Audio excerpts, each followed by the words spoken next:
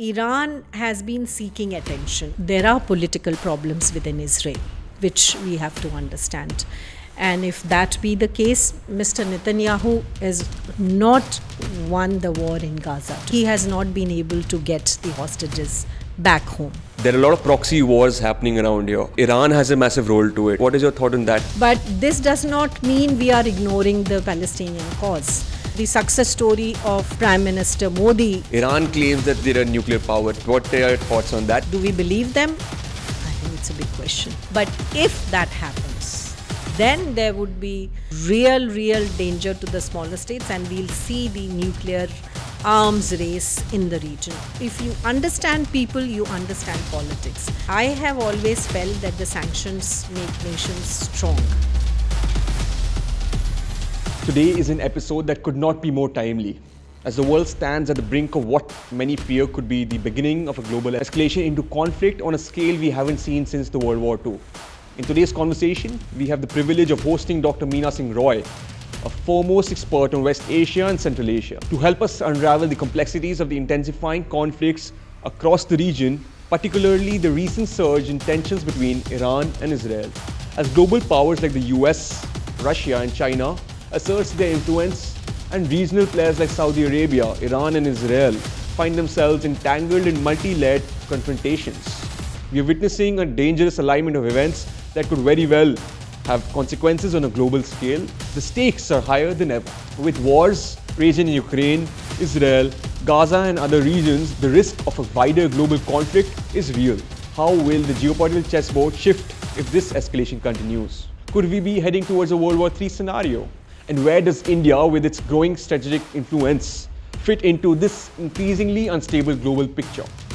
Dr. Roy will also offer deep insights into the proxy wars in Yemen, Syria and Lebanon, the fragile dynamics of Gulf politics and how these crises, coupled with the US-China rivalry, could drastically reshape global security. In a world where diplomacy seems to be losing its edge and military solutions often take center stage, today's episode is critical to understanding what could come next. Are we truly on the brink of global catastrophe, or is there still hope for de-escalation and peace? This is a conversation you don't want to miss. Without further ado, let's get started.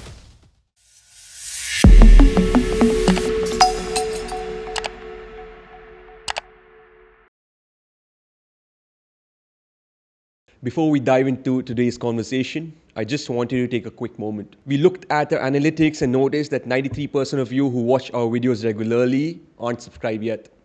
If you're enjoying our content and want us to keep going with more insightful conversation, we'd really appreciate if you could take just a second to subscribe. It might seem like a small action, but it goes a long way in helping us grow and bringing even more amazing content your way.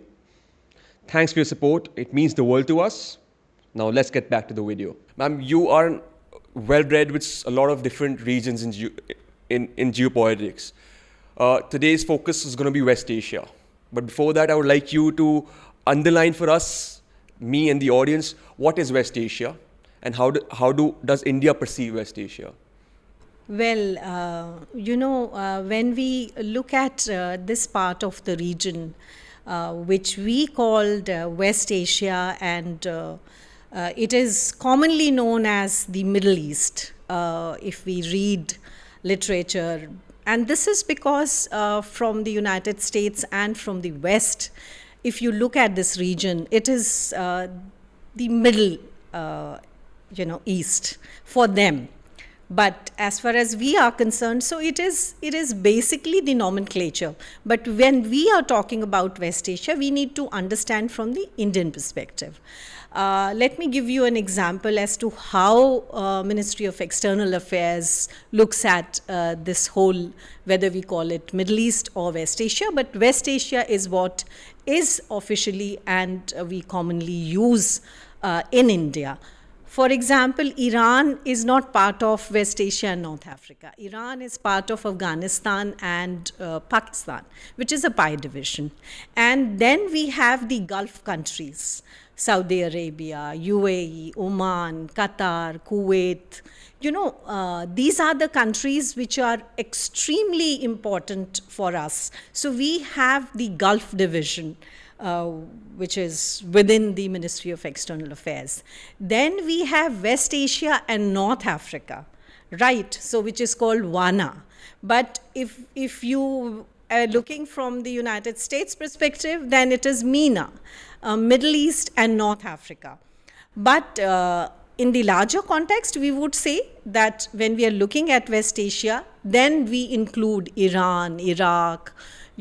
Turkey is again not a part of West Asia for our official, sort of explanations that we give for the Ministry of External Affairs. But Egypt, for example, it's a part of West Asia and North Africa, right? So it's a huge area that we are talking about today. But if we talk about India's interests in the region, we will have to divide it depending on the extended neighborhood we call.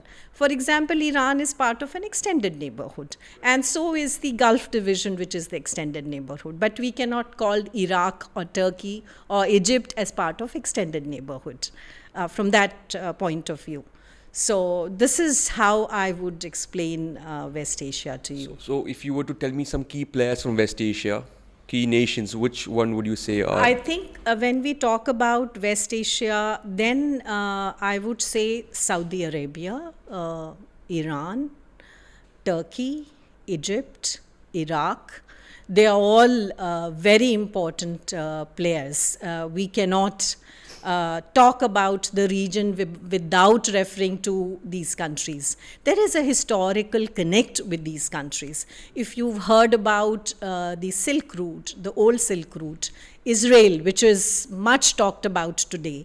So there are various Silk Routes, but there is a Silk Route which goes up to, Central Asia. No, Central Asia is a different one. I'm talking about the route which goes via Iran and Turkey and to Israel and beyond. We're talking about Jordan. We are talking about Yemen.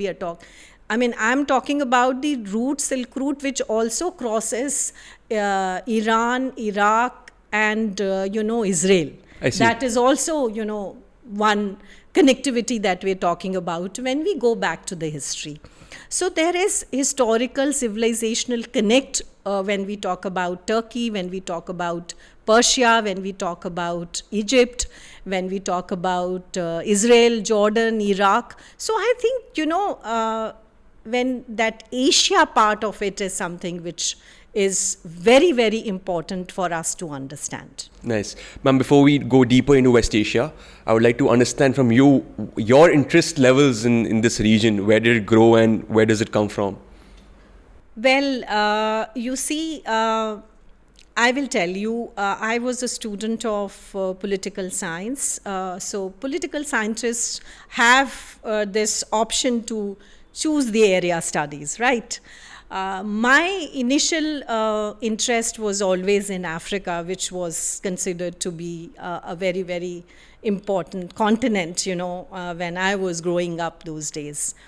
So I choose Africa as one part of it. And later on, when I joined, MPIDSA, Manohar Parrikar Institute for Defense Studies and Analysis, and where I worked for a good 2 decades plus, we were, told to work on Eurasia, which is Central Asia being a part of Eurasia.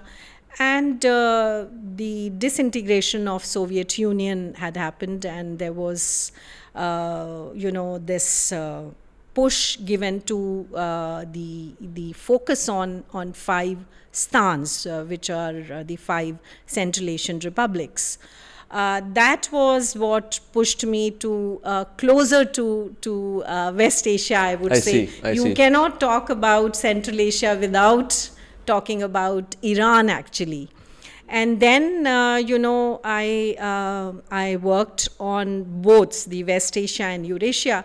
But the moment Central Asia took me to the extended part of it, which is again West Asia. And the moment you are in Iran, then, it opens up, to the rest of the West Asian region. And I think my own interest grew many folds simply because I lived in Israel for 45 days, and I have been working on Iran, which has been a very favorite destination for me because of the connect between people, the Persian people, their style, their way of talking. I think the psychological dimension, the psychological part of the any relationship or human beings is something which is extremely important aspect of understanding the people. So if you understand people, you understand politics. If you understand geography, you understand many things beyond, just the politics, I would say. So that is what, initiated my field knowledge of how such an important area, which is Middle East, and where you see every player, all the resources, the Islamic culture, which really fascinates the world. So there is the positive, constructive side of it, and West Asia is also looked at the region which has been in turmoil because of the extremist elements which are there. We have seen how IS and maybe the terrorism which has been there, the hot spots, whether it is Libya, whether it was Iraq, the IS, the disaster which happened. And today what we see in Gaza, happening, the war in Gaza is heartbreaking, I would say, from a people-centric approach if we look at it. So my interest grew because of my, physical interaction with the people on ground. And I think it's extremely important for any researcher to be on field, work with people, understand people, see the geography, and that is what becomes your background to understand the region. And thereafter, the responsibilities given at the MPIDSA really, pushed me to love this region, to love the people. And of course, from the strategic point of view, both West Asia and Central Asia are very, very crucial for our economic and our strategic interests. For India. Mm-hmm. And being an Indian, I think I only looked at India's interest, keeping in mind the people-centric human approach that we need to take, because we want to build these connections. We want to build these strong political, strategic, economic ties with such an important region. Even if you look at geography, if we look at the past connect, I think it is not possible even for anybody, be it a student or a politician or a policy maker or a common people, for culture, for everything, I would say, we cannot stay away from these important, beautiful region that I can talk about. Ma'am, you very rightly said that it is very important for a researcher to connect with the locals and understand the people that you are serving for, right? And you are trying to understand. If you want to understand a nation, it's the people first you want to understand. And that's where the diplomacy and bureaucracy lack. They are talking about a nation, but they forget people. And you very rightly put a stand on there. No, Shivam, I think I would not say the bureaucrats and diplomats don't do their job.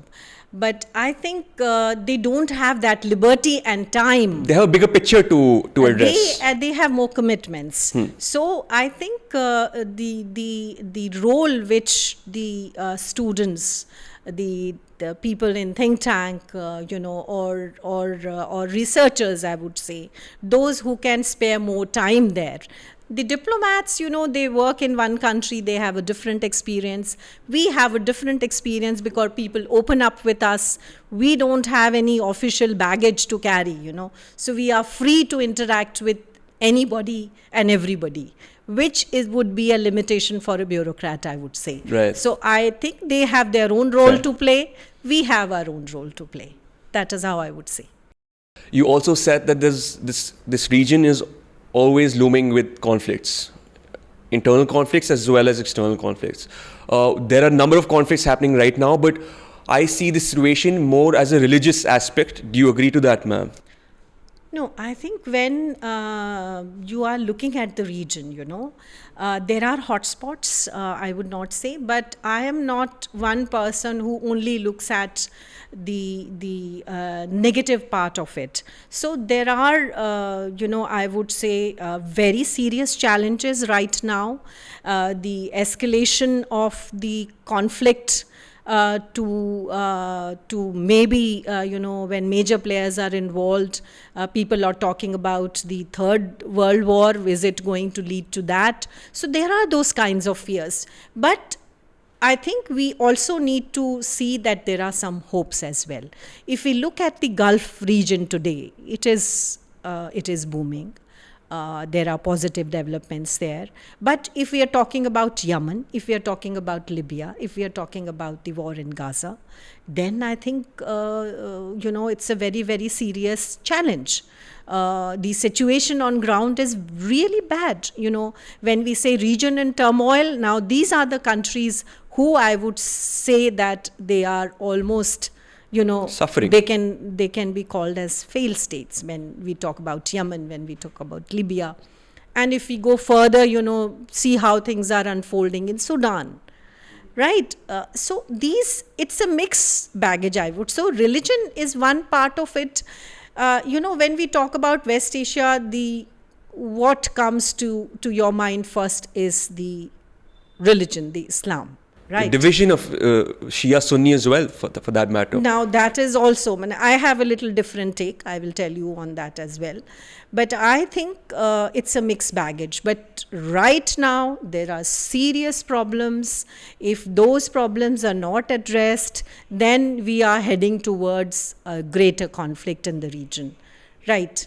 Now, religion has been always used by people, So if there is political Islam, then, we need to worry. If there is extremist element of religion is what worries you the most. I think that is what is the serious challenge.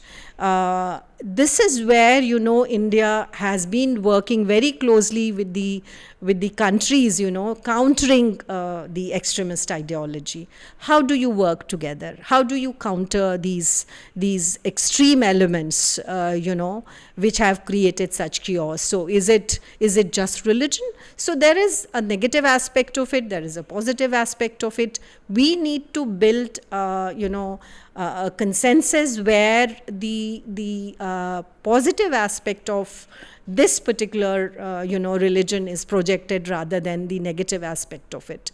But I think there is a greater, you talked about the geopolitics, right? There is a power play which is going on. I would say, the West Asia region is the only region which has invited external interventions.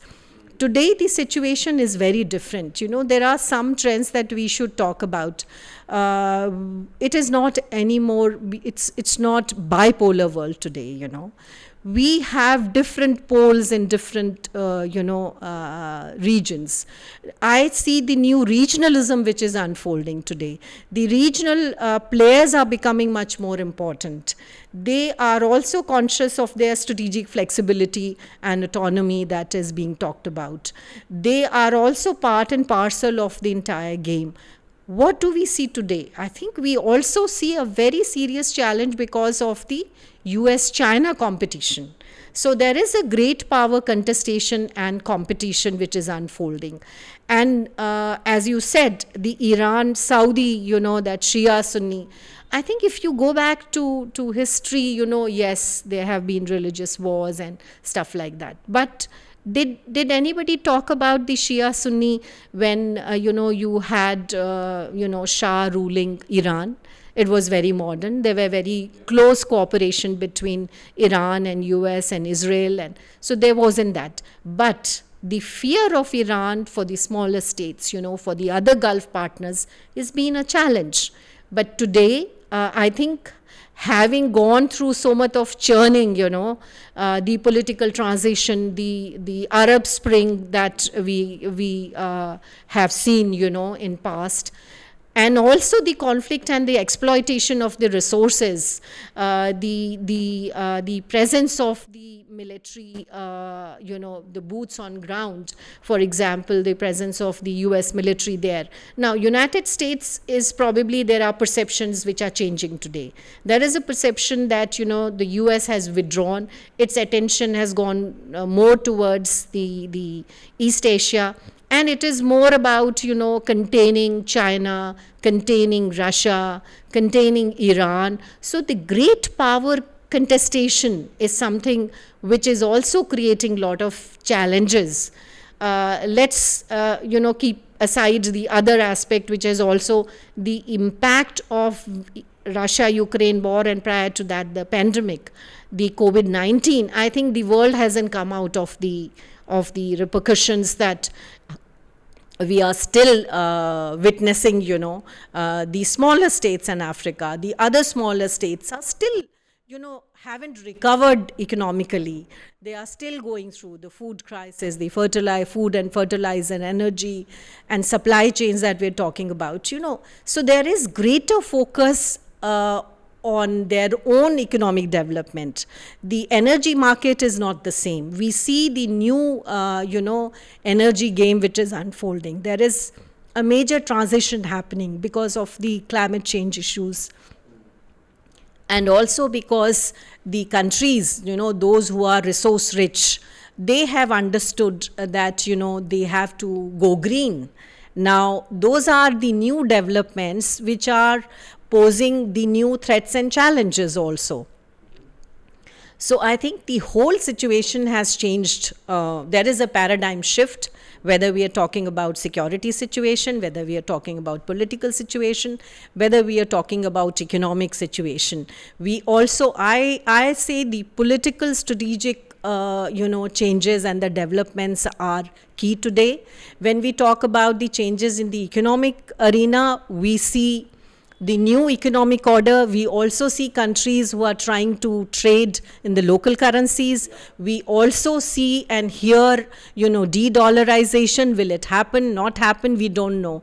We have the South-South cooperation, which is the key. And, if we look at India, and I would put India, Japan, South Korea in one. We need energy resources, we need West Asia, and we have interest in West Asia, right? But at the same time, region looks at us with hope.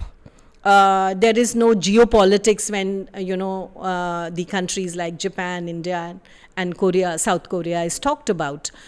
But when it comes to China, when it comes to Russia, when it's come to United States, there is power competition. The region is doing a multi-vector foreign policy. They are diversifying today. There are major changes happening within these countries, because of the Arab Spring, because of the rising, aspirations of youth. You cannot ignore that. And the monarchs, have understood it. So therefore, you have these internal changes, the new social contracts that are happening in these countries. And I would particularly give you example of Saudi Arabia and UAE, how they have managed even the Arab Spring, when everybody talked about the falling of the governments and monarchs. But I think these are the countries. So these are some positive developments that we need to look at, other than Yemen or Libya or, other failed states. So you're saying all the changes that are happening in the region is primarily because of the geopolitical shift and the US-China rivalry, which is important as well because the interest of US is shifting towards East Asia and China's role in terms of their BRI. So do you want to add a little bit more about US-China rivalry and its impact on West Asia? Listen, the West Asian countries, the big power, small power syndromes that we've seen, is that the states have become very smart. For example, I would say Let's take one example of a small country, but an important country like Uzbekistan. I'm bringing Uzbekistan here. I'll come to the West Asian countries also. But this example is very, very important because China is, I would say, people can't ignore China today, right? But there are problems, There are problems when people talk. So if they don't have an option, then China is definitely there, ready with the money to give in, to provide them loans and, stuff like that. But there is also a debt trap right there. So what did Uzbekistan do? I think Uzbekistan was very smart when we talk about the multi-vector foreign policy. For example, there was this railway line, the fast train, which connects Tashkent with Fargana. That was built by the Chinese companies, right? And it is a well-known fact that, China brings in the labor, China tells you to buy stuff from them. And Uzbeks were very smart, This particular stretch they gave to the Chinese company, and they had a deal saying that, you would train our people. Now, you cannot bring your labor, you cannot bring everybody yours, and we are nowhere there. So you have to train our people as well. Did China allow that? Of course. Of Wow. course. Of Wow. course. So that my point is that how, these countries have realized their own worth and importance. And you have to. So when the big power competition happens, these are also developments which are very noticeable. And the other line which was built from Tashkent to Samarkand and Bukhara was not given to the Chinese company. It was given to the European company, right? So this is the smart policies which the smaller states are applying. Let us take an example of UAE and Saudi Arabia today. China is a major player. Russia is also an important player in the Middle East today, in West Asian region. But at the same time, everybody wants to go to Europe. Everybody wants to go to United States. Is there anybody who wants to go to China and live there? The answer is no. So the region is also highly, I would say, US and Eurocentric in many ways. So while they want to gain maximum benefit from all the major players, and I think this is what I see as also in West Asia. Yes, when it came to the Russia-Ukraine war, the situation was very different. The Saudis or the UAE did not endorse what the United States wanted them to do. So I think this is what strategic flexibility which they are enjoying today. This does not mean that they don't want to have good relations with the United States, but they know how to balance it out with these major players. So China is an important player. It will continue to be an important player. But I think the smart policy of any country would be to not allow China to be so hegemonic that it becomes even bigger challenge for it. And also on many other issues, they are buying, there is a growing defense cooperation between China and the Gulf partners, or China and the other West Asian countries. Look at China-Iran relationship today. Look at Russia-Iran relationship today. The drones which are used is also something which is a problem for the West. So this is the kind of undercurrents, which you see there. But in the larger context, I would say India, Japan, and Korea, they have interest, and they are also seen as a constructive partners. I see. So I think this is the major difference when I talk about role of India. Look at India's acceptability in the West Asian countries. Look at the very strong, impressive, policy. Particularly, I think the success story of Prime Minister Modi, if we have to say, I think it is very much visible in today in West Asia. You see the highest honor, civilian honor, which has been incurred upon Prime Minister Modi was never, I don't think anybody could have ever imagined. There's a lot of importance to West Asia in his first term as well. Think of temple being constructed and running in the country like UAE. So these countries have also understood the importance of the soft power, the tourism. The tourism is the religious tourism when we talk about Saudi Arabia. So these connects, these people to people connect, and the personality, the leadership, and their impact on the relationship has changed many folds, I would say. So 2008 onwards, it is not only, and particularly after 2014, I would say, whether we are talking about the growing strategic defense cooperation, whether we are talking about trade and investments, look at the numbers of our trade and investment with we have already signed the CEPA with UAE. There is also a debate going on signing a trade, FTA with the GCC countries.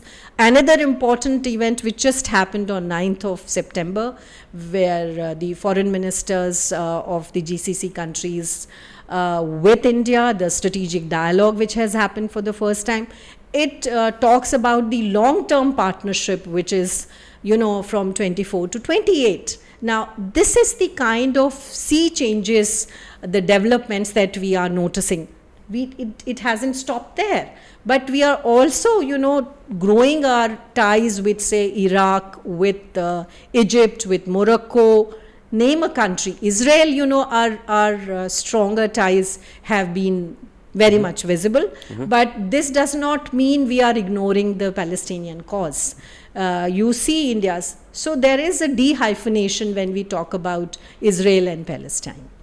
I don't know if I've spoken more, but... No, you connected it well that you first mentioned that people are realizing China's role in all these regions and making the right decision in not falling for the debt traps that a lot of nations have fallen into. Many countries have fallen for it. But they're realizing now. And you also mentioned how hopeful they are and looking towards India as the voice of the global south. And that's what we are portraying ourselves as well. And that is important because we don't want to be seeming like a powerful country which is putting their power into them. I think we are not perceived as a hegemon, you always have issues when it comes to your immediate neighborhood. But those are the examples. It is always difficult when it is your immediate neighbors, which is world over, I would say, you name a country, and you will see how difficult it is when it comes to the neighborhood. Right. So coming back to the conflicts of West Asia, ma'am, at the moment we are seeing a few conflicts, Israel-Palestine, and now Israel-Lebanon as well. Now there are a lot of proxy wars happening around here, and Iran has a massive role to it. What is your thought on that, ma'am? I think when we look at it, is really worrisome to me. I'm really concerned. This region, I have always felt, is one region where you cannot, go on predicting. Long-term prediction is very difficult to say. So what is going to come next, we don't know. But there are certain trends which indicate in today's context that if the conflict escalates, and which is likely, if we look at how things are getting from bad to worse. Israel has an existential issues, but I think if you become very rigid, if there is no flexibility, then the problem is even more difficult to even solve. So I am not even looking at the solutions. My fears are that this should not escalate. If this happens, how long Iran will, stay away from it? We've also seen that there is no shadow boxing, no shadow war which is happening. There's been direct confrontation between Iran and Israel. Yeah. We have noticed that. There are also many incidents where the commander of Hezbollah was killed in Iran, was assassinated in Iran. And today again, the Gaza, Hamas, not Hezbollah, sorry. And today, even in Lebanon, if you see, the Hezbollah leaders have been killed. There have been airstrikes by the Monday, 23rd third airstrikes. Now, this is definitely an escalation of the conflict. Who can stop it? It's a very, very difficult situation. Everybody is for peace. Everybody is for stability. But how do you stop Mr. Netanyahu, from this? What is going to be the end game? We really don't know. Is it going to bring any peace in the region? The answer is no. No. There are no military solution to such political problems. But the only player, the only country which can probably, push Israel is the United States of America. And right now there is military escalation, there is military adventurism that we are seeing. And this is also leading to the greater arms race. The Gulf countries are all wanting peace.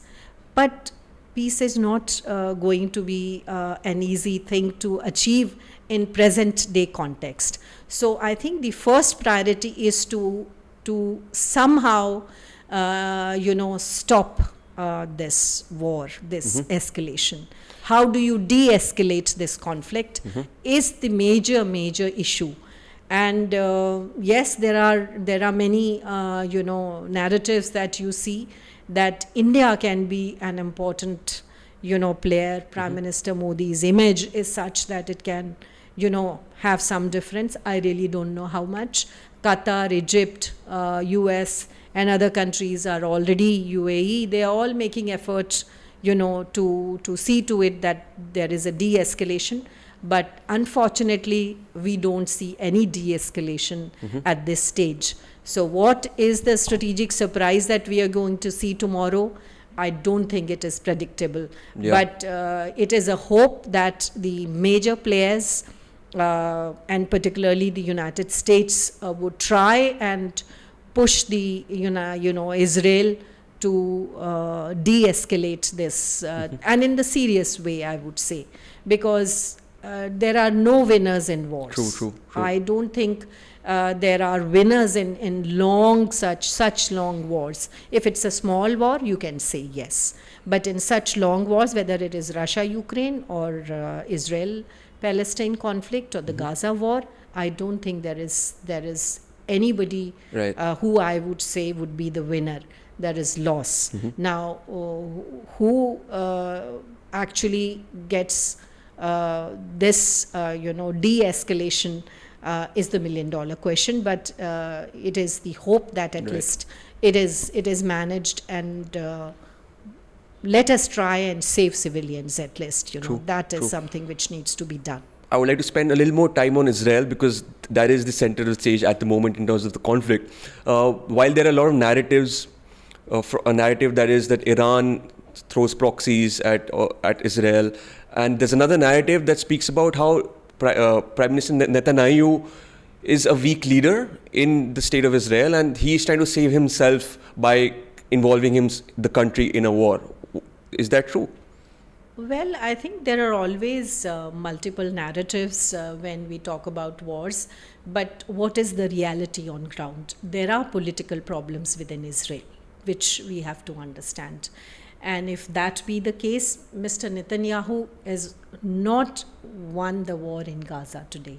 Now, what is that will keep him going is, of course, if the war continues. He has not been able to get the hostages back home. Let us see what were the goals set by him. All those goals that were set by him have not been achieved as of now. And there is greater escalation now in Lebanon today. I'm not saying there are no problems. Iran has its strategic assets. Now, after the revolution, 79, they realized that even if they are militarily weak at that moment, they have to build it, and they have to build the strategic assets. And that is what they did. They have Hamas, they have Hezbollah, they have Houthis, and they have been using them. But that is also true. They have to come out very clean on that, which is not happening at the moment. All these proxies... But proxies are working, yes. No, but all these proxies' main ideology is to end the existential crisis that Jewish are facing in this region? Listen, there are, you cannot, you see, can you change it in today? The borders, can you change them? Now, there are problems on the other side also, nobody is willing to accept Israel as it is, and there are issues on the Israeli side as well. They are militarily, technologically very, very strong. But does that mean you will deny space to the Palestinians? So people talk about two-state solution, but is it practical? Is there people willing to do it? But some kind of a mechanism has to be, I would say, constructed, which, doesn't give everything to every party, but there is some kind of a consensus which can come between two. I'm not saying it is going to come. I'm very pessimistic on this particular issue right now, because I know the Hamas is not agreeing what the Israelis want, what the Israelis want, what the Hamas wants, the Israel won't agree for it. So who is going to guarantee that security and safety to the people and the space? But I'm sure, there can be some way out to stop this, war. I think that should be your priority one. And then, comes the second and the third and the fourth question. There's a dialogue. So there has to be a dialogue, Unless you have a constructive, inclusive dialogue, things will not work. Right. Now, ma'am, I want to shift this. I want to remain on this subject, but I want to bring in another perspective, and I want to hear your thoughts on it. Do you think that China has a massive role in these conflicts in West Asia to keep US busy and at bay? I think China has been a winner, without burning its finger, it is sitting back and enjoying the whole thing. It is going in China's favor. Right. Okay. If there is a conflict where US is involved, US is, there, then Chinese benefit, even the Russians benefit. This is mainly because, as I said, there is a growing tension and a growing competition and a growing confrontation between US and China and US and Russia. Now, Russia and China especially, I would say, has benefited out of it. China was smart to bring in the Iranians and the Saudis, for a deal. Now they have that image out there. Does that make China very popular? I don't think so.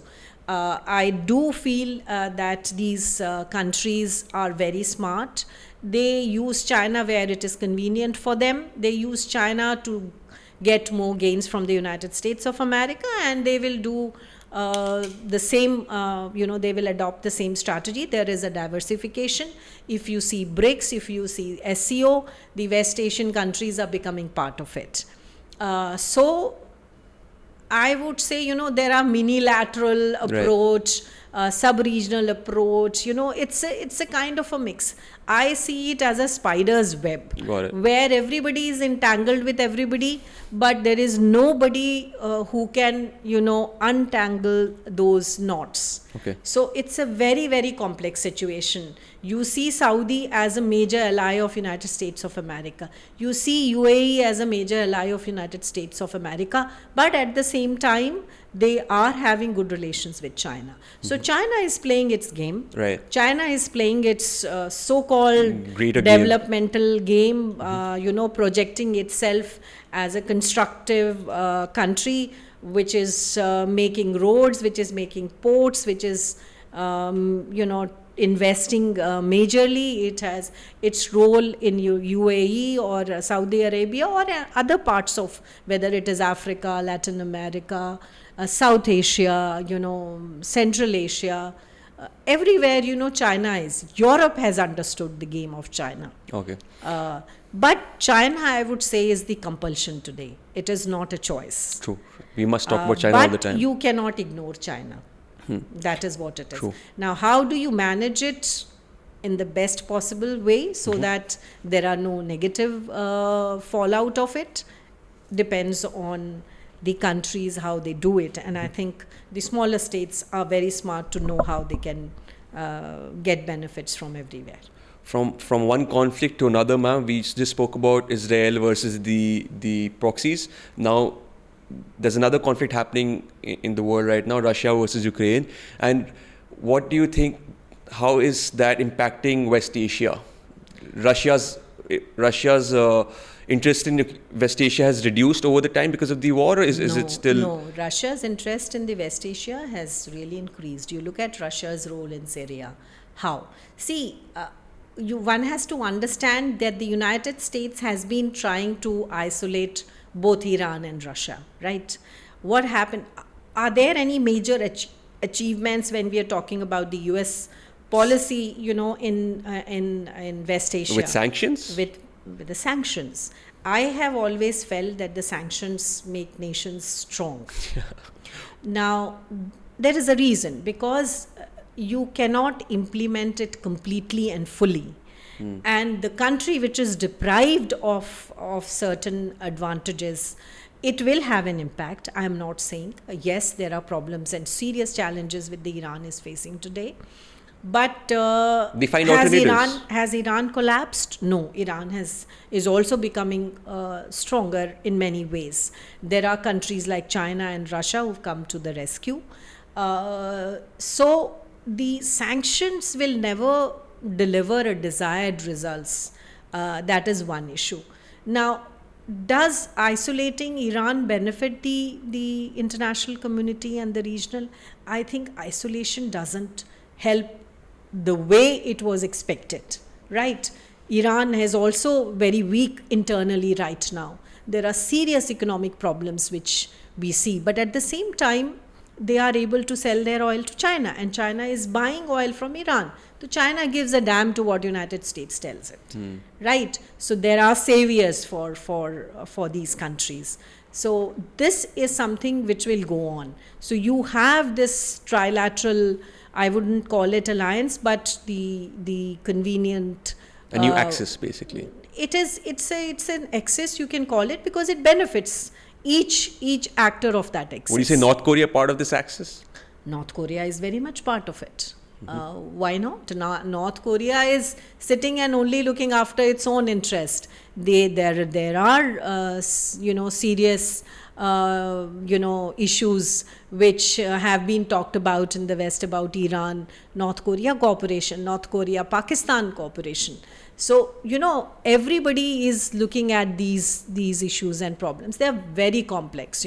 So I am not even probably thinking that these deep-rooted problems are going to be solved like this. But there are positive trends with the region realized it. And this is where I call it a new regionalism, that Iran and Saudi Arabia did understand if they keep fighting, who's going to benefit.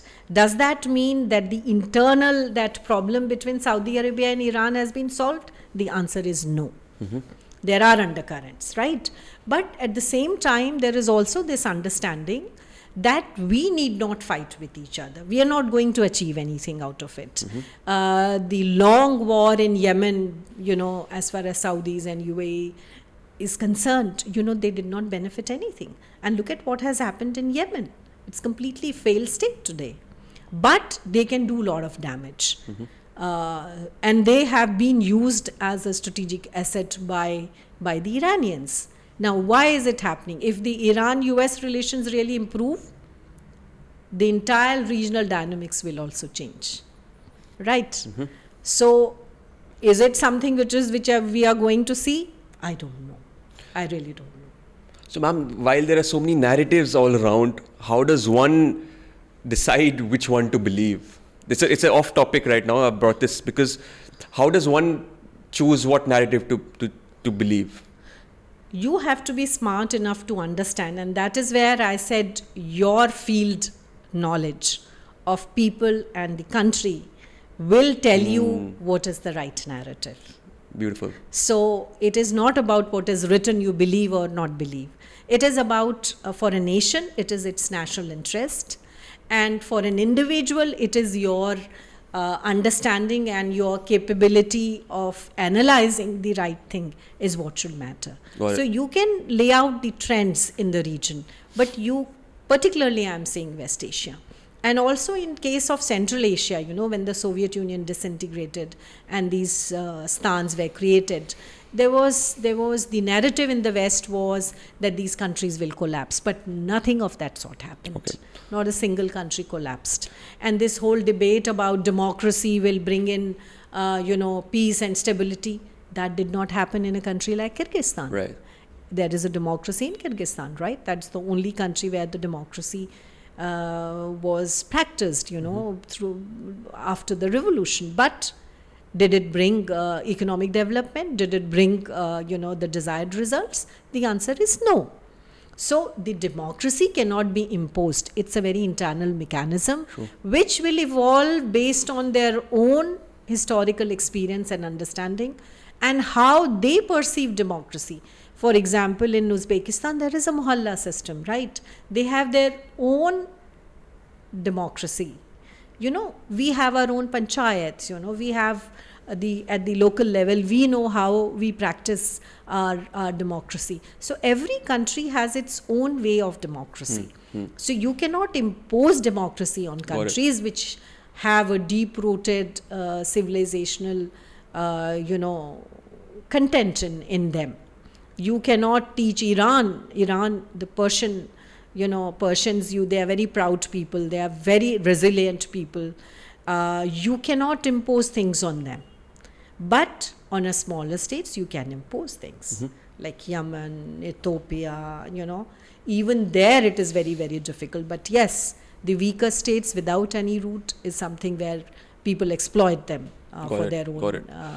Last question on conflicts before we go on other aspects, because there are a lot of different aspects we need to discuss, is that do you think that the change of leadership in the US in the upcoming elections in November would end the wars or change the dynamic of the wars, and how? I don't think the change in the leadership in the United States will end the conflicts, the world conflicts. I don't think so. It is not easy to end it, like this, But I think depending on who comes to power and what policy approach they take, I don't think any government in the United States of America will ever abandon Israel, number one. Okay. Now, what kind of pulls and pressure will, be applied on the Israel to de-escalate the conflict is the matter, which is very, very important.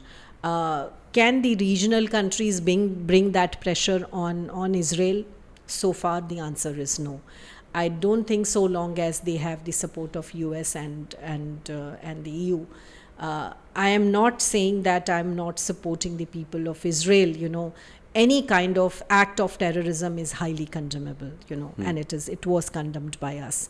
But I think the killing of innocent people, the prolonged wars will not benefit anybody. And that's what even our prime ministers said, that it's not an era of war, but it is also not an era of peace as things are unfolding today. Yeah. So I think it is an era where we need to push for some flexibility. We need to push for some kind of an understanding which will de-escalate this conflict. I don't see the solutions coming very fast. It is going to be a very slow-moving process. Got it. But I do hope that this time probably people learn their lessons and there is a direct involvement of the stakeholders. Now, if there is a serious dialogue between the stakeholders, then we might see something. But if you behave like an arrogant power, if you behave like a very rigid power, then I don't think there is any solution. And the fear, I would say, is more of escalation rather than de-escalation. There is no magic wand that any president in the United States would have and immediately put an end to the conflict. But and de-escalation is something which I do expect. We are in an era where there are many other serious problems, and I think the next major challenge for the world would be water and food security. True. I would get into that now. Ma'am, before that, I want to change our focus to the economics of this region. And I would like you to briefly fill me up with all the different segments that I'll put. First is the energy. There's an energy dynamic change there. Like you said, energy is changing more into renewable. How will West Asia cope with the change in the energy aspect? They have already started working on it, right?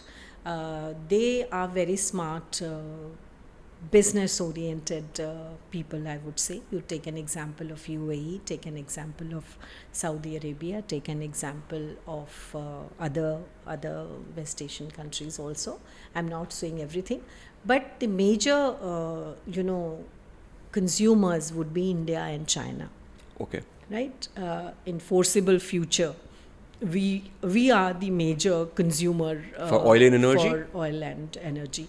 And yes, the part of the government of India's effort to bring in the green energy is something which is a very desirable thing, and government is working towards it. But it is not going to happen there very fast. But all the promises that we made, to the world, I think we are fulfilling it when it comes to the green energy, when it comes to the promises which we made to the world in the climate change conferences. Even otherwise, we are very positively working towards achieving all the data that, if you analyze those data today, the battery run cars, the electrical cars, is something which you are seeing happening in our country.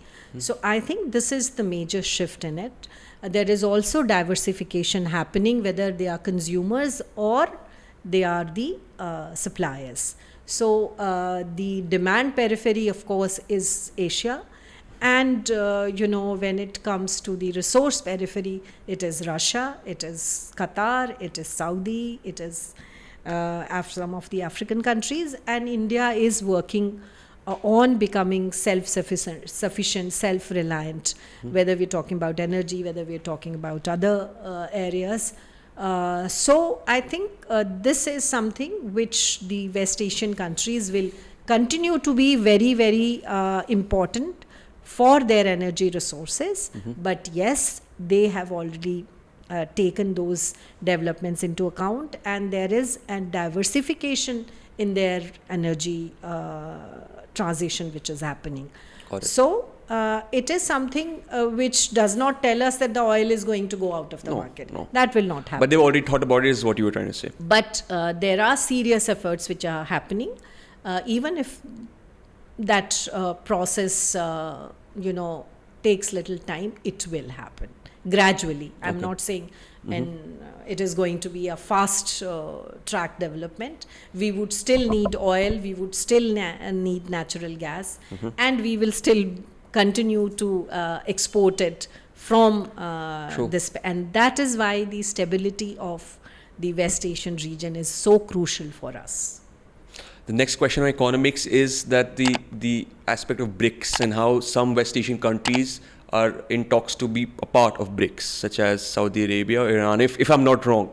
So do you think that would change some dynamics of economics with India and respect to other BRICS nation as well as the West Asian? Saudi Arabia is not yet become a part. No. There are talks that Iran. But they have been invited, and that is under consideration. But UAE is there, other countries, Egypt is there. So BRICS, again, it is expanding. Now, this is what is the South-South cooperation that we are talking about. Okay, and this is also gaining more traction because there is nobody from the West. Right, the major United States or UK or the West is not part of either BRICS or Shanghai Cooperation Organization. So there is, at one level, it is also looking at de-dollarization, what I mentioned, and this is where countries have to think what is it, whether it is going to be a China-Russia driven vehicle or whether a local currency. Sorry? Or a local No, currency? with the BRICS. With the I mean, the BRICS. BRICS countries or the SCO countries, how China is pushing for de-dollarization, how Russia is Russia is. pushing for de-dollarization, why Iran would be pushing for because of their confrontation and isolation by the United States of America. And the United States is also not, a complete power which can just be on its own. It has also some limitations today. Like you said, Right. it's not bipolar now, it's multipolar. It is multipolar. So the regional actors. But what I would say is it's a good platform, at least for countries to communicate and to get maximum benefit from each other. So from that point of view, I think it is relevant. If it is in the interest of the country concerned and it's in the national interest of it without harming others, following the rule of the game, and no geopolitics get into it, which is very utopian, I would say. But at the same times, if the interest of an individual countries, sometimes you have to sacrifice certain interest for the larger good. Now that is where the cooperation would fructify. But if there is geopolitics, if there is push for containing one against the other, then I think the organization will not achieve the desired result which they have projected for themselves.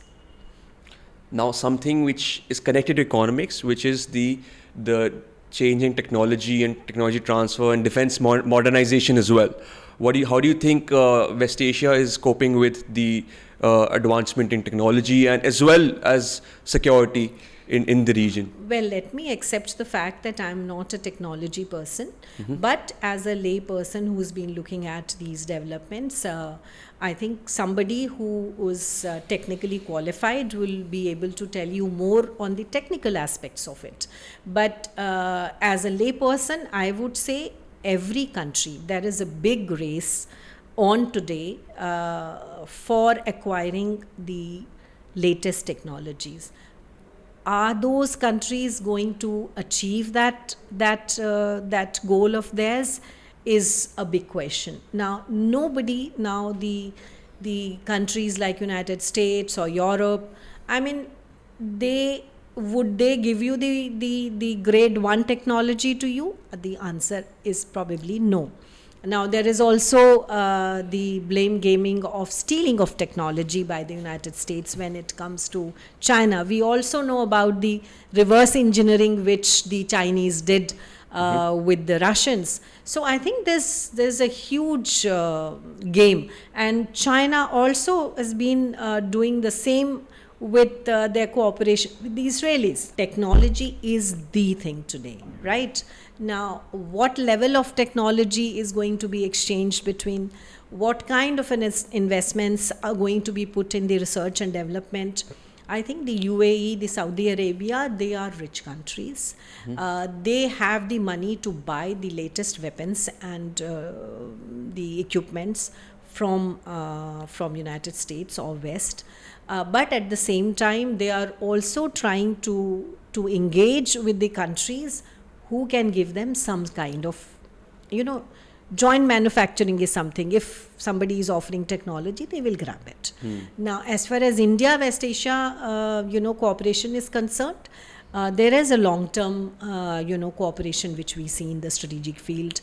Even this whole thing about Make in India, the growing, I think, strategic partnership that you see between India, UAE, India, Saudi Arabia, is something which is going to grow in future. The joint production, joint cooperation, all I2, U2. There are some places like IMEC, which was talked about in G20 and much before that also, and under the I2U2 program, has got a setback till the water settles in the Gaza and Israel waters there. It will, because it's a beneficial system, beneficial project, I would say, for all the countries involved in it. But I think this kind of a relationship will continue to grow, but nobody is going to get the first-hand technology just like that. True. From the West, you From say. the West. And that is where the difference between the US and China is, and it will. That's the only. China has advanced its, other technologies. If you look at their success stories in this space, then they are way ahead of other countries. So there are advantages which China has, and that is what is its currency when it is dealing with countries in West Asia or any other part of the country. So there are benefits which countries see in collaborating with China, but ultimately everybody is looking at West and United States today. So the relevance of the West and the United States will never go till China, levels its technology with the United States. But or as India. from the India's perspective, I think there is a realization, that we have to be self-sufficient. Atmanirbhar Bharat is what is the main goal of the government today, and there are a lot of effort which is going into it. A lot of initiatives. There is a whole debate that you can do on it. There are success stories, and it's a process which has started, which will continue to grow, given the heft of the country, our manpower, our technological capabilities. I'm talking about the human resources, and also, but is it enough? No, I think we need to put in more effort. What will happen with China, Taiwan? That is another issue. So technology will continue to be a very, very important aspect of any partnerships that we're talking about, be it India, West Asia.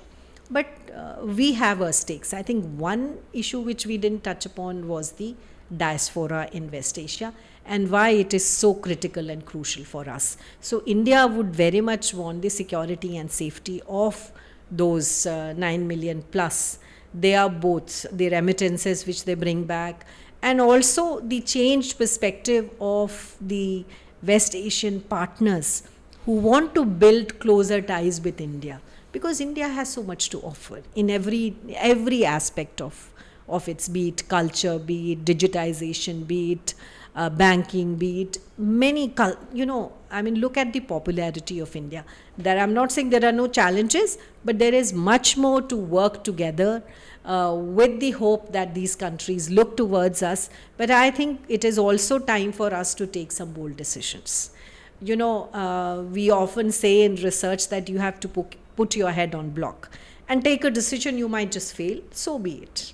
And I think that is what is very, very important decision, but it has to be left to the government and the policymakers. That is not my field, but I do feel that we need to come up with more innovative and bold decisions. I'm in terms of technology, you're talking about, right? In terms of technology, or safeguarding in terms as well. of ensuring and protecting India's both. We'll get to India now, but before that, while we were talking about technology and security and the defense modernization, one small question on the nuclear capabilities of the region, West Asia as a region. Iran claims that they're a nuclear power.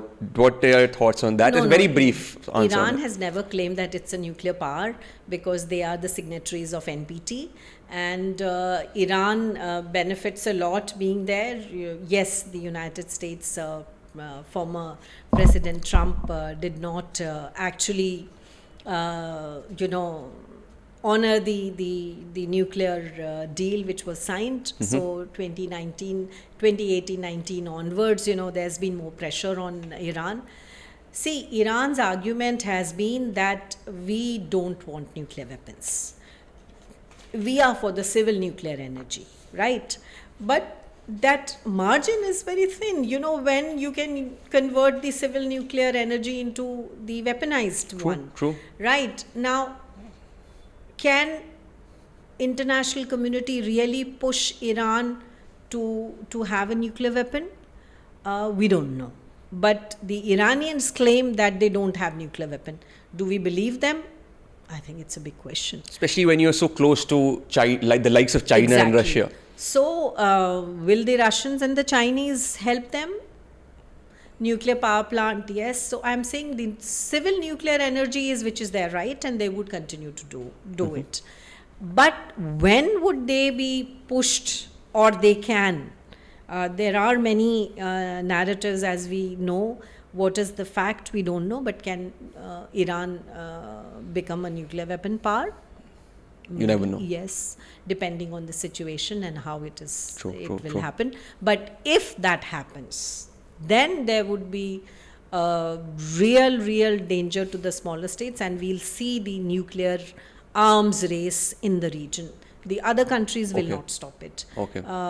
Yes, Turkey is very much part of the NATO, but what will happen? Egypt is not that strong at this point in time.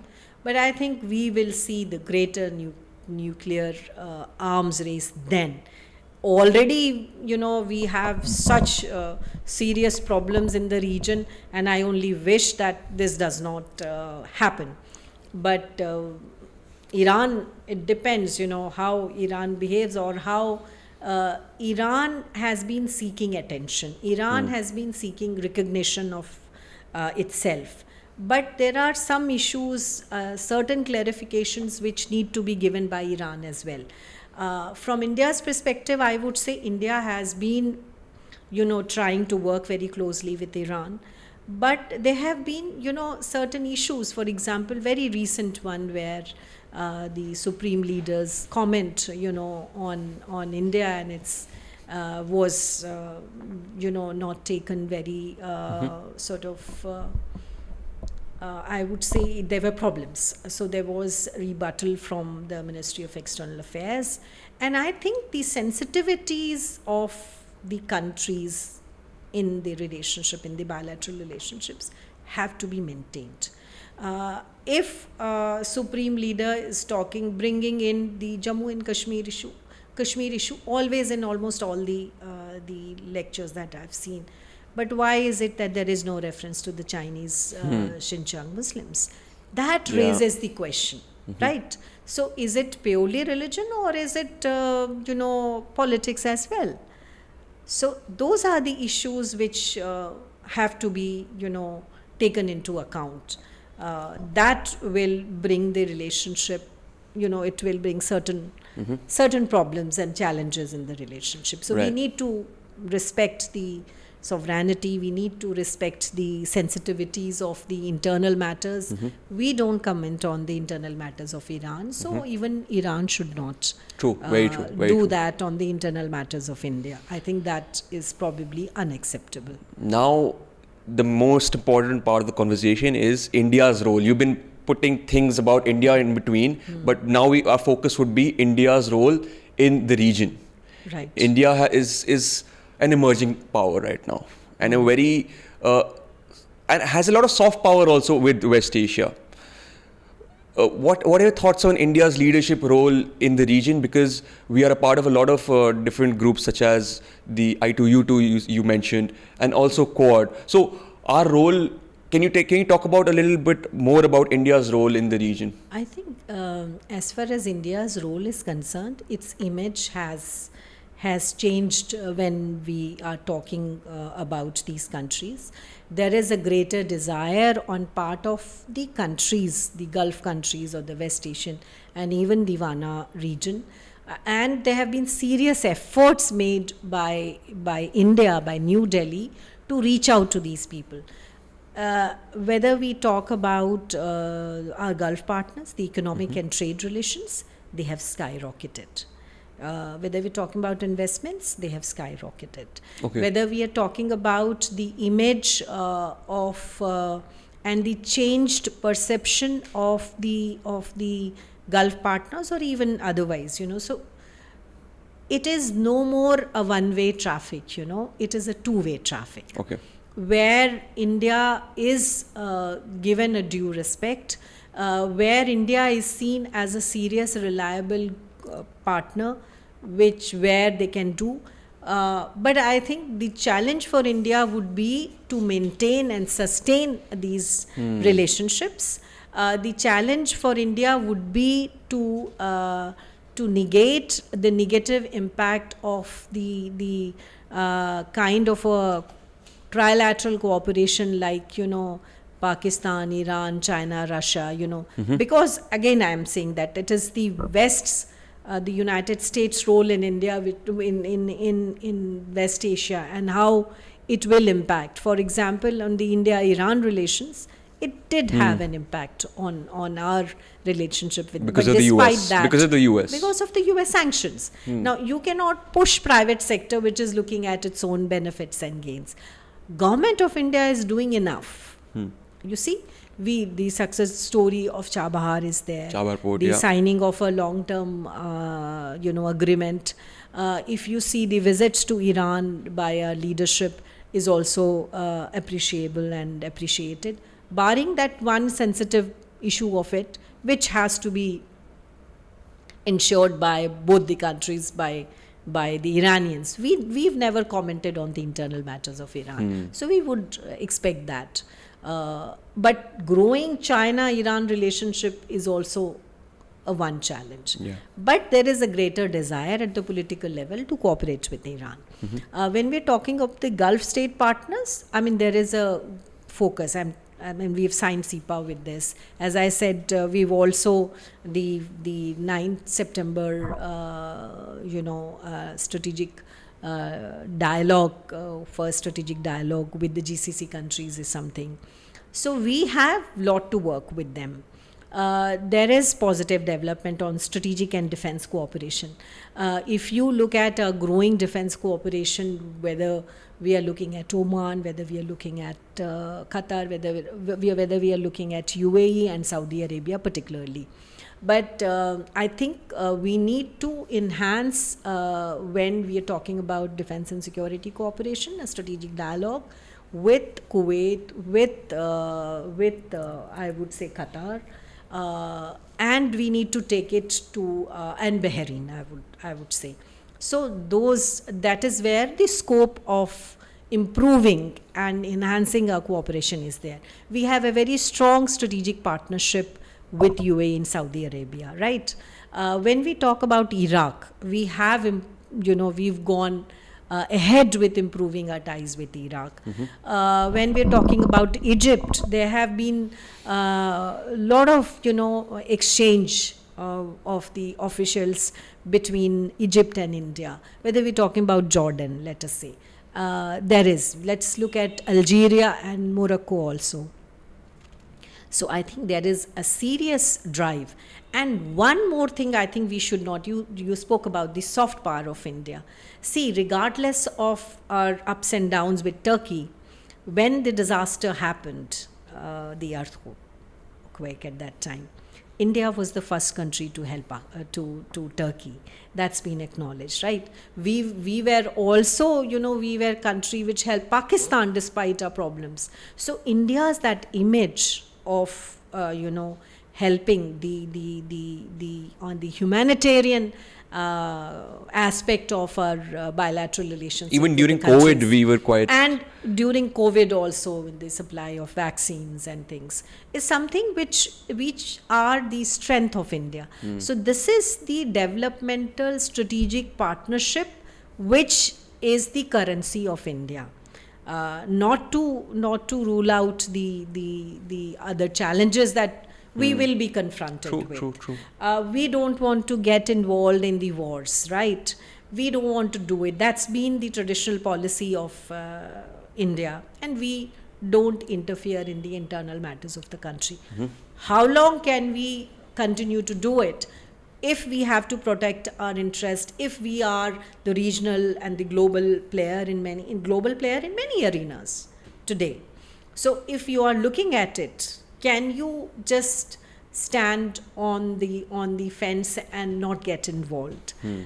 That, I think, is the dilemma at present. So what more? I personally feel that we need to create at least a dialogue and a debate on whether we are talking about the war on Gaza or whether we are talking about the Russia-Ukraine war. I'm not saying of anything, but samvad or dialogue is something which India can initiate at track 2, at track 1.5. This can, bring about some kind of suggestions. Whether the issue also comes in who can put more pressure on the warring parties. So definitely, United States are better True. thing. But India can play its role. We have been speaking in the international forums. We've been speaking even otherwise. When we are talking to the leaderships, there is a great chemistry between Prime Minister Modi and Mr. Netanyahu. So there have been dialogues. We may not be in witness to their track 1 dialogues, but I am 100% sure that India, being a country which has always spoken for the peace, which has always spoken for the development, which has always spoken about the economic development,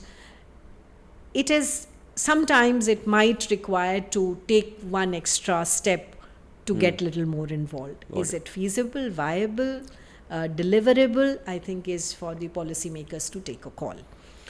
Now, ma'am, if you had the power to influence India's policies and in outlook towards West Asia, and sustain our influence, like you said, we are there, but they see us as hopeful partners. But to sustain in the next 10 years, what policies would you implement to sustain the influence that we have right now?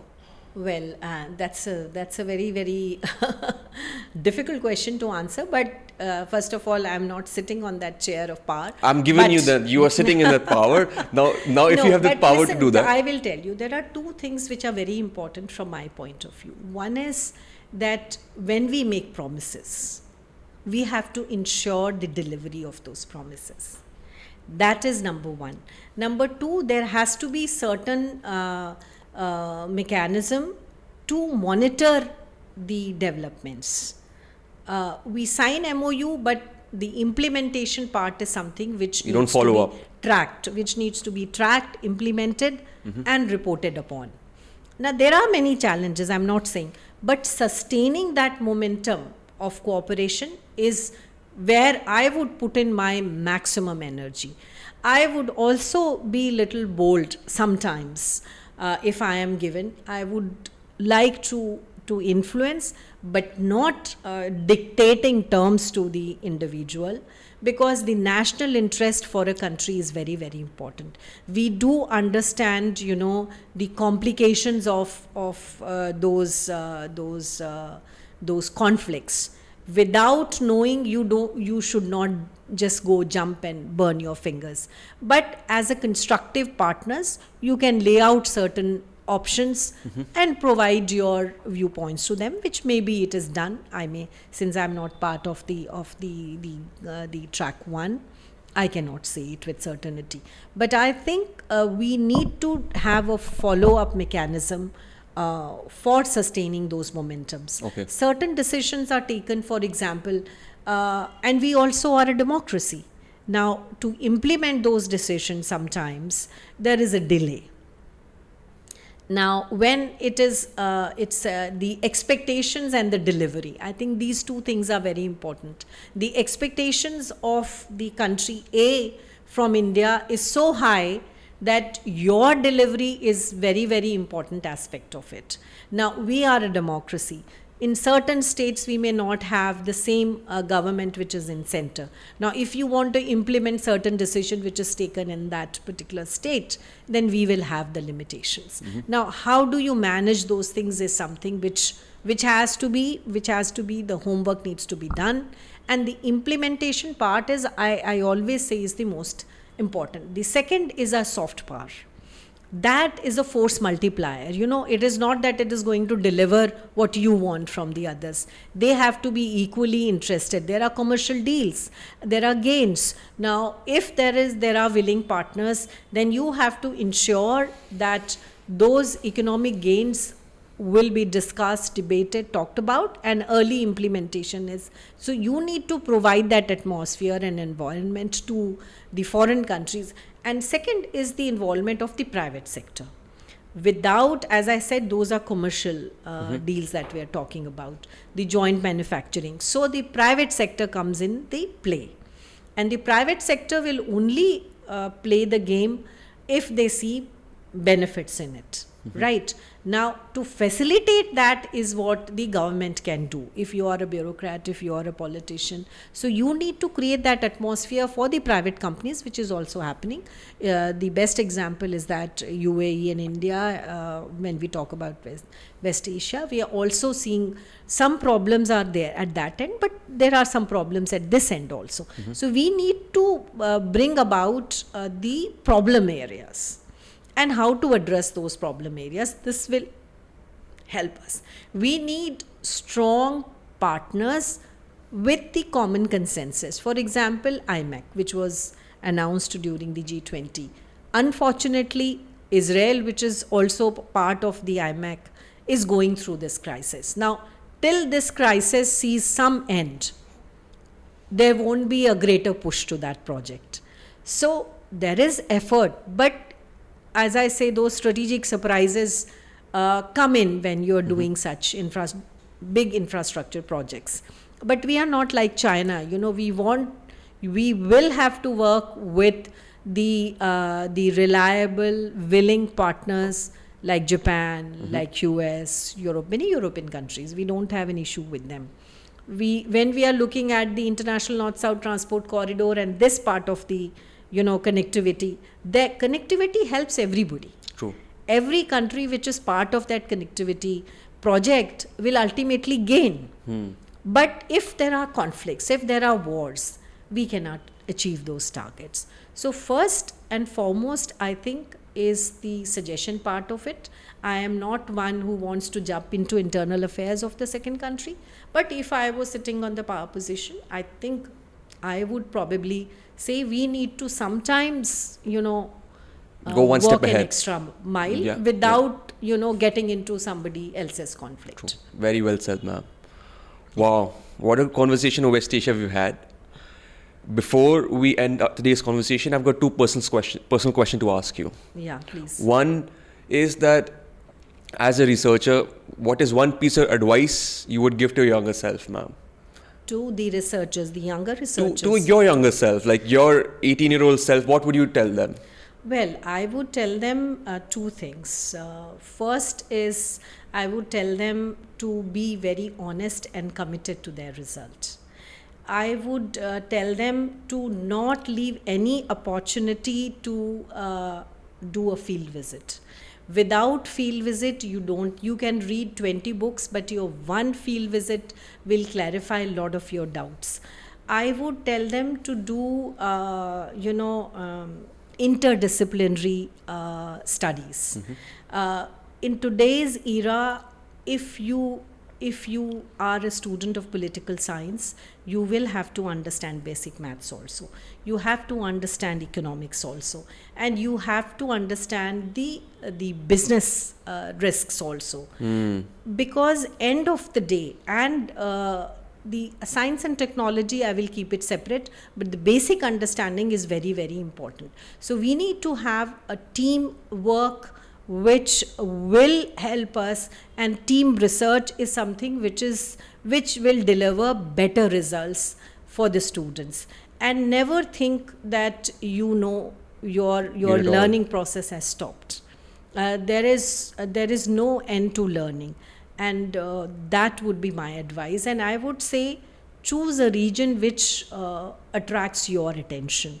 If you feel that the region attracts you, there are people who would want to for example work on Mongolia. I as an individual was always fascinated with the continents, with the countries which normal people are not looking at. For example, I think I would love to do my research on Siberia. I would love to do my research more on, say, Mongolia. Not many people are looking at Mongolia, which has its unique position.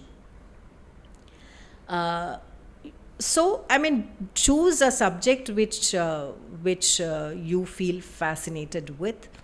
Be committed, be passionate, and be cooperative, accepting your other, partners to give you their expertise which you don't have. Wow. And then the results are always better. Lovely advice, not just for researchers, but other scholars as well. Last question for today is that because this podcast is called Diary for Publisher, I make sure to ask my guests one question based on a book. So if there was one book that you wish you would have read earlier in life that changed your perspective on either your study or life, what would that be, ma'am? Art of Living. Art of Living. Yes. By? Goenka. Okay. Yes. See, I told you the understanding of yourself is something which is a very important aspect of your life, who you are from within. And so there is a word called vipassana, which means to look within. And if you don't do that, if you don't understand yourself, you cannot understand the world. Absolutely. Do you do Vipassana yourself? Well, I try. I wouldn't claim that I do it regularly, but I do, I give some time to myself to analyze, sit and see where have I gone wrong, or have I been able to do something good every day. Mm-hmm. So it is, whether you call it meditation, whether you call it vipassana, it is an important aspect of our lives. Have you attended any of the 10-day program? No, I have Not yet. yet. I never got, but I think now that I have taken some time off from the day-to-day office, I do plan to do a longer course on this. Wow. What a lovely spiritual end to our conversation, ma'am. This has been so inspiring and insightful for me, and I'm sure it's been for the audience as well. Thank you so much for sparing your time, ma'am. No, pleasure is all been mine. And you brought me into to a region which has been very close to my heart. So I hope I've been able to satisfy. It was a you great with conversation, I'm going to bring you again for another subject that you have expertise of. Thank you so much. Thank you so much, ma'am. Been a pleasure having conversation Same with here, you. Same here. Thank you. We at TOAP are working really hard to take this podcast to the next level. Our guests are going to get even better, our production quality is going to get even better, and hopefully, I'm going to get even better too. Most importantly, we are committed to being consistent and continue to do what we love the most. Until then, keep reimagining yourself and know that the power of change lies within you. Jai Hind.